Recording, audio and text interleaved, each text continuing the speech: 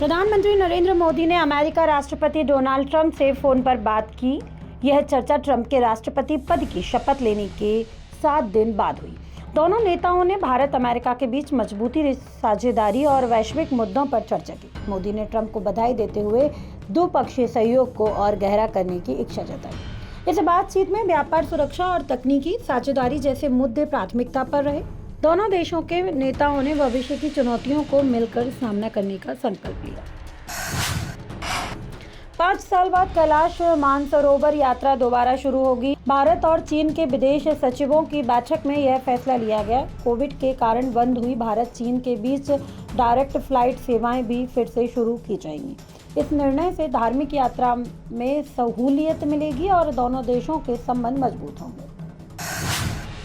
प्रधानमंत्री नरेंद्र मोदी ने भारतीय युवाओं की ताकत को 21वीं सदी के विकास की कुंजी बताया। उन्होंने कहा कि युवाओं के पास वो क्षमता है जो भविष्य की दिशा तय कर सकती है। युवाओं को आत्मनिर्भर और डिजिटल इंडिया जैसे अभियानों का आधार बताते हुए उन्होंने देश को प्रगति की राह पर ले जाने की आह्वान किया।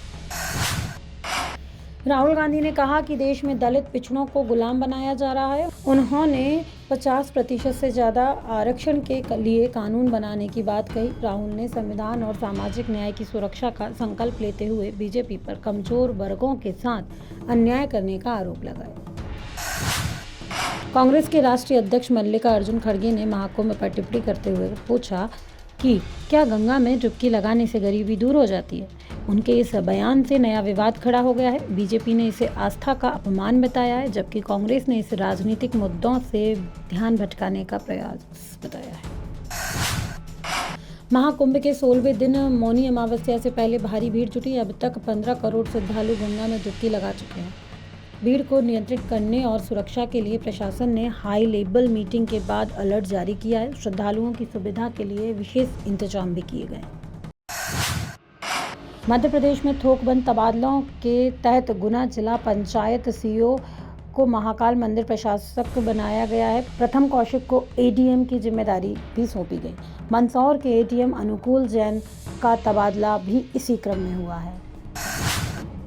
मध्य प्रदेश के छतरपुर जिले में मां गायत्री विद्या मंदिर में गणतंत्र दिवस पर नन्हे मुन्ने बच्चों की शानदार प्रस्तुति दी। सरस्वती वंदना से कार्यक्रम का शुभारंभ हुआ। मुख्य अतिथि पुष्पेंद्र अवस्थी और संस्था प्रमुख दिवेश शुक्ला ने बच्चों को प्रोत्साहित किया।